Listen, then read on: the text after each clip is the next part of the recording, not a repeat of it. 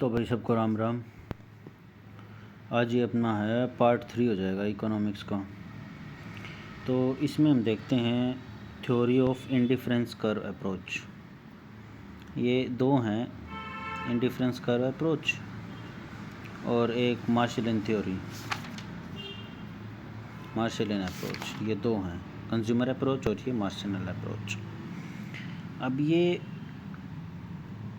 Theory of indifference curve approach होती है अपना जो एक ऑर्डिनरी अप्रोच लेते हैं हम, मतलब कि कंज्यूमर की प्रेफरेंस के ऊपर, मतलब कि ग्राहक की प्रेफरेंस, मतलब उसने आम को ज़्यादा चुना, उसने तरबूज को ज़्यादा चुना, उसने आड़ू को ज़्यादा चुना। ये एक प्रेफरेंस मान लीजिए, प्रेफरेंस होती हैं, प्रेफरेंस दे दी जाती है और हम प्रोडक्ट को रैंकिंग देते हैं। भाई ए ने इस प्रोडक्ट को 10 बार लिया, बी ने 5 बार लिया, तो ऐसे रैंकिंग दी जाती है।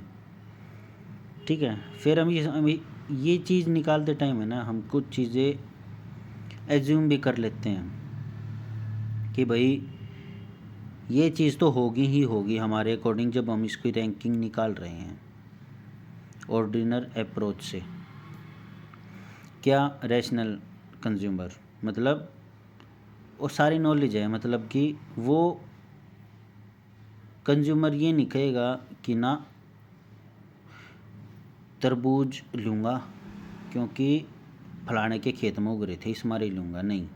उसको सारी चीज़ों की नॉलेज है और वो रैशनल है, मतलब हर एक के प्रति, सब के प्रति एक जैसा है, किसी के प्रति अलग नहीं है। ठीक है, तो यानी कि उसको सारी नॉलेज है। सेकंड है कैपेबल ऑफ रैंकिंग। अब वो रैंकिंग देने में भी कैपेबल है, मतलब कि उसको तरबूज, आड़ू, खरबूजा, आम, इनमें से कौन सा प्रोडक्ट अच्छा है, वो कैपेबल है चीज़ें रैंकिंग देने में, मतलब उसको नॉलेज है, कैपेबल है।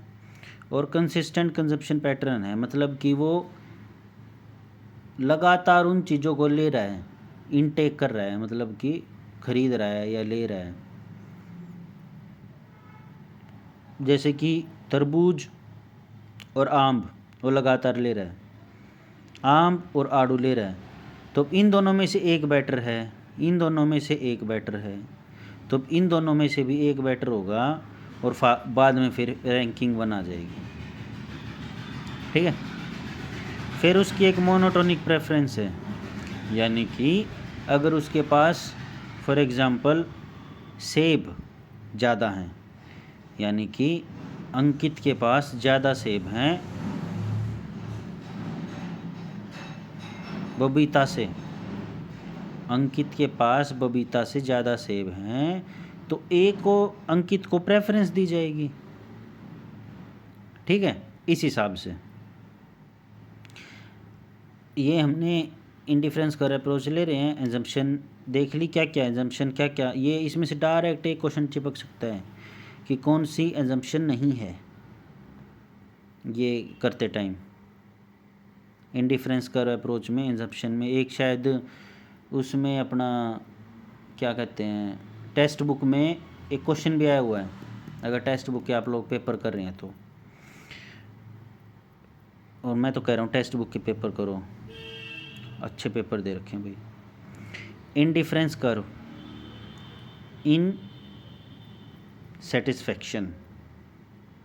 देखो इंडिफरेंस कर्व अप्रोच क्या है, दो प्रोडक्ट लेंगे हम, तरबूज और आम।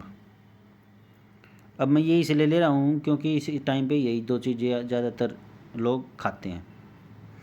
Combination of two goods which gives same level of satisfaction to the consumer, यानी कि दो चीज़ों का मेल, या फिर आप ये कर लो कि तरबूज ही ले लो, एक तो वो अपना देसी तरबूज है बड़ा सा, और ये अपना जो ऑर्गेनिक तरबूज होता है या पता नहीं क्या कहते हैं इसको, वो छोटे वाला ग्रीन बिल्कुल।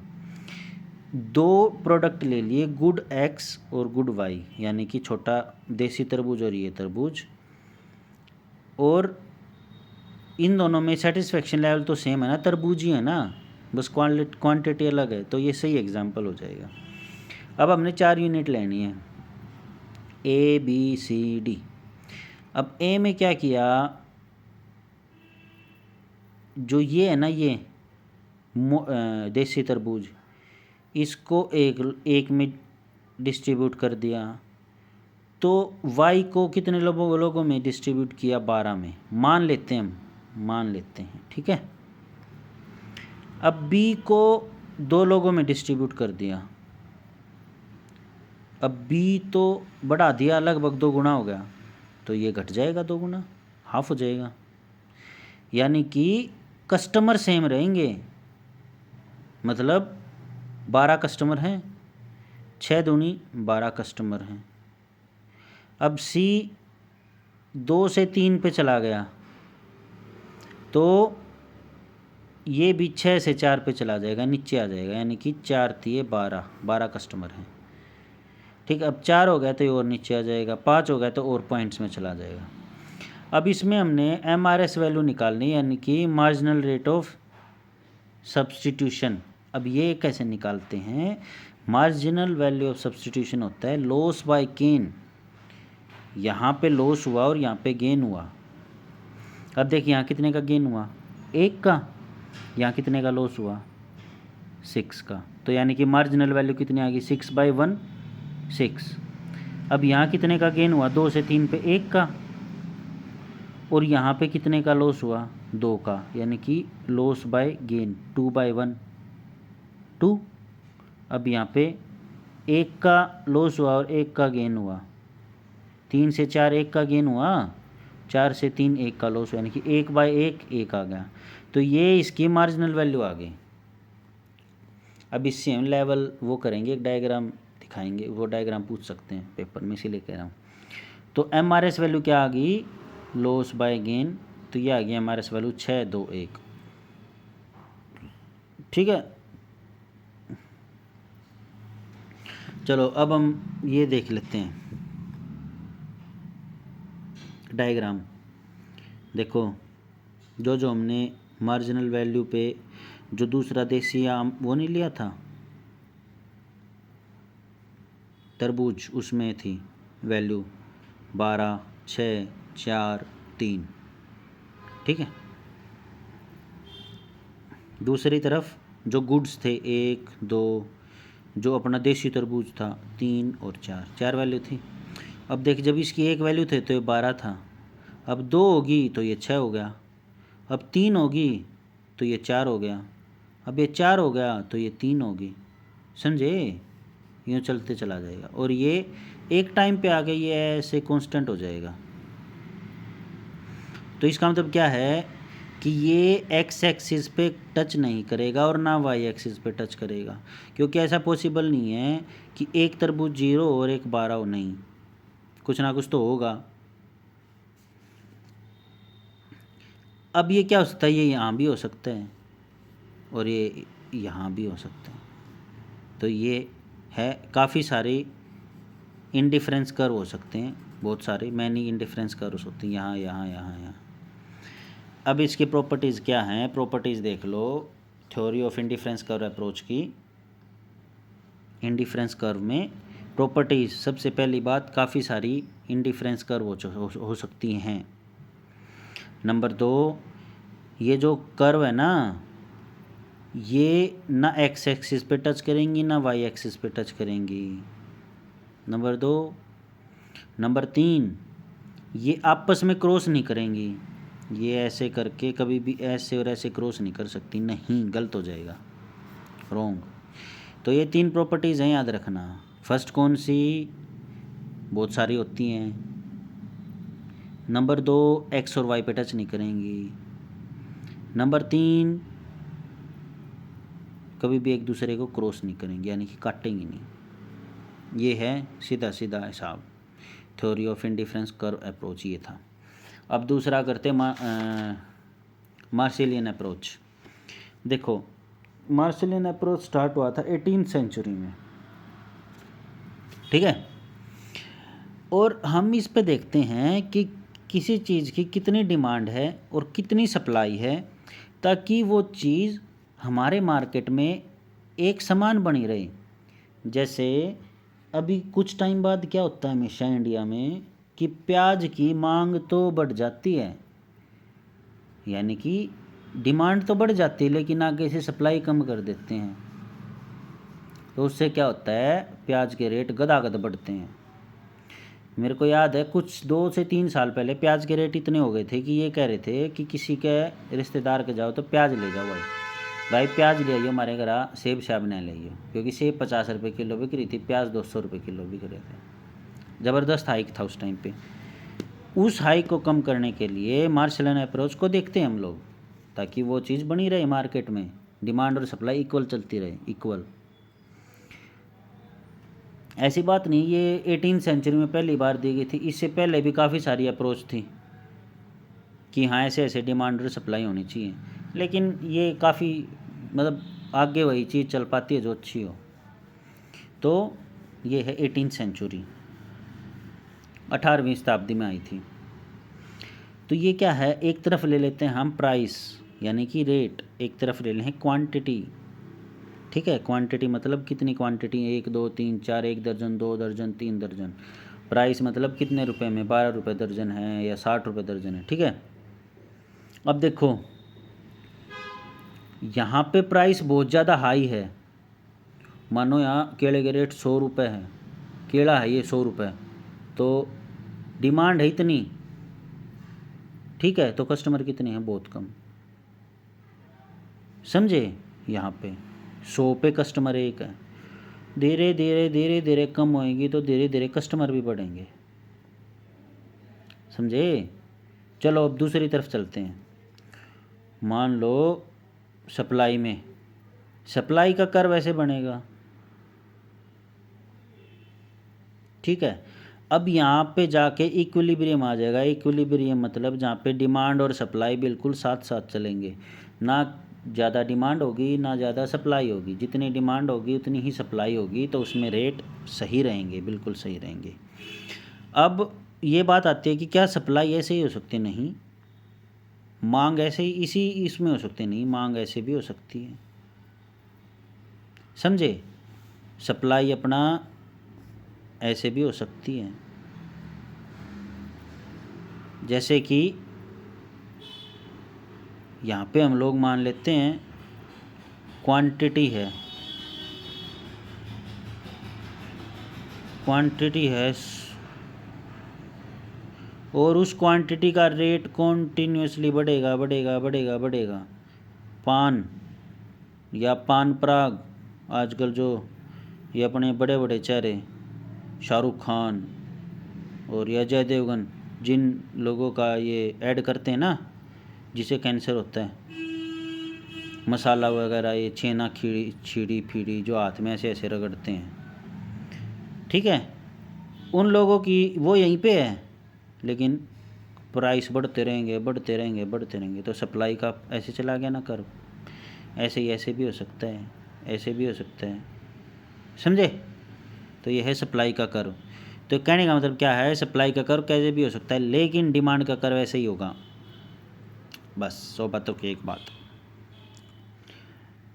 तो अब सप्लाई किसके ऊपर डिपेंड करेगी?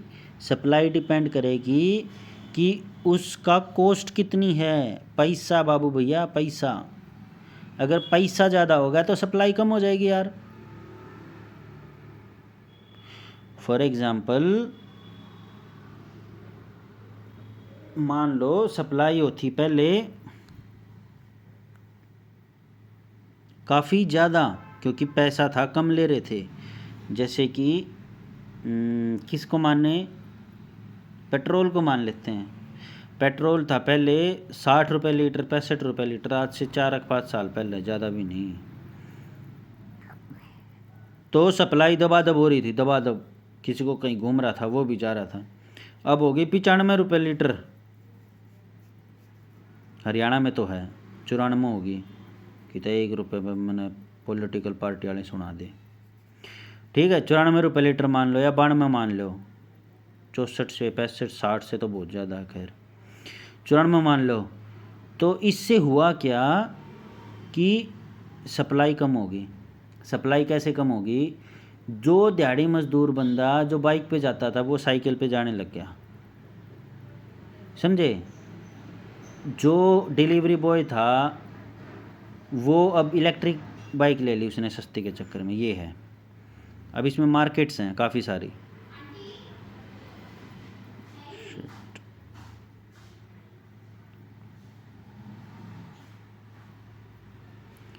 तो मार्केट पीरियड और नॉर्मल पीरियड,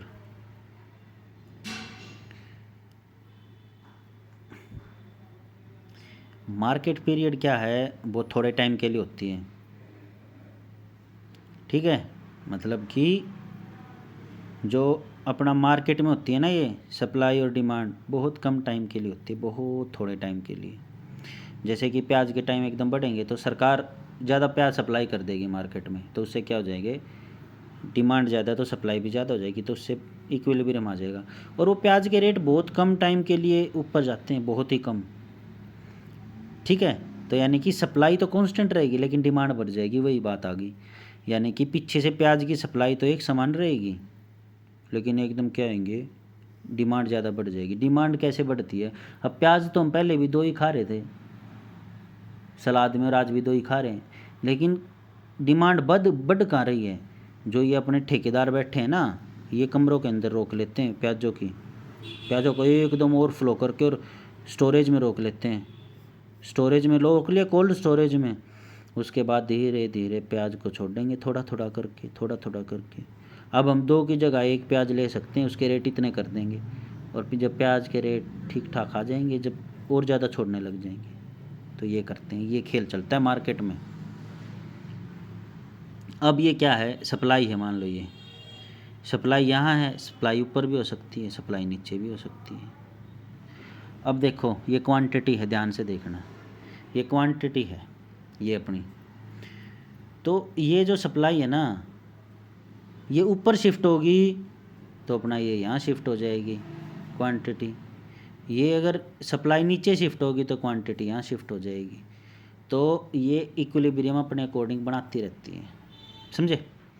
अब एक नॉर्मल पीरियड ले लेते हैं। नॉर्मल पीरियड में क्या है, सब नॉर्मल चल रहा है, कोई दिक्कत नहीं है, जितनी सप्लाई उतनी डिमांड चल रही है। अब एक सेक्युलर पीरियड ले लेते हैं। उसमें क्या होता है, बहुत टाइम तक चल गई ये चीज़ें, डिमांड और सप्लाई का मेल जोल क्या है ना, बहुत टाइम तक ऊपर नीचे हो गया। जैसे कि इलेक्ट्रॉनिक वॉचेज़ होगी, जिसमें हम बेसिकली डिकेड्स देख लेते हैं। इलेक्ट्रिक व्हीकल हो गए, उसमें हमें पता नहीं रहता कि प्राइस कितने बढ़ेंगे कितने नहीं बढ़ेंगे, क्या पता ये प्रोडक्ट चले भी गया नहीं चलेगा। जैसे इलेक्ट्रिक वॉचेज़ अभी आई हैं लगभग 5 साल पहले, तो भैया अब हमें नहीं पता ना, इतना लॉन्ग पीरियड के अगर हम लेके चलेंगे तो क्या पता अगले 10 साल में इलेक्ट्रॉनिक वॉचेज़ ख़त्म हो गए, कोई और टेक्नोलॉजी आ जाए। तो हम इसका कोई ज़्यादा एज्यूम कर नहीं सकते, समझे। फॉर एग्ज़ाम्पल सोल्ट हो गया, सोल्ट का तो हम बहुत लंबे टाइम से चला, मैं भी शायद सेंचुरी होगी उसको तो 100 साल देख लो। दांडी मार्च था ना, तब से और अब तक साल्ट ही चल रहा है ये। वह कंपनी वाले फ्री फोकट का साल्ट, आयोडीन साल्ट, फलाना साल्ट, दकड़ा साल्ट, सबके अंदर सेम क्वांटिटी होती है, कुछ ऐड ना करते। ये न्यूगानू समंदर पर तलाए, उसको पैकेट में पैक किया और बेच दिया, बस ख़त्म। तो इसका कोई प्रेडिक्शन नहीं कर सकते हम सेक्युलर पीरियड का। अब ध्यान रखना, market period, normal period, secular period. Marshallian approach ने इसने जो इक्विलिब्रियम था ना, वो इन 3 चीज़ों के लिए अप्लाई किया था, कि भी छोटे पीरियड के लिए, ठीक ठाक पीरियड के लिए, और बहुत लंबे पीरियड के लिए। So all the very best. और भाई मैं क्वेश्चन नहीं करवाऊँगा, क्वेश्चनों के लिए आपके पास बहुत सारे चैनल हैं, मतलब हद से ज़्यादा हैं, क्वेश्चन ही क्वेश्चन प्रोवाइड करें वो लोग, और कुछ नहीं कर रहे। वो चाह रहे हैं कि जो ये अपना सिलेबस है ये वो ख़रीदें, लोग बच्चे ख़रीदें, और मेरा ये है कि मैं फ्री ऑफ कॉस्ट दूँ सबको। तो भाई अपने दोस्तों को बता देना जिसको चाहिए हो, या जिसकी आप हेल्प करना चाह रहे हो। चलो, all the very best, thank you.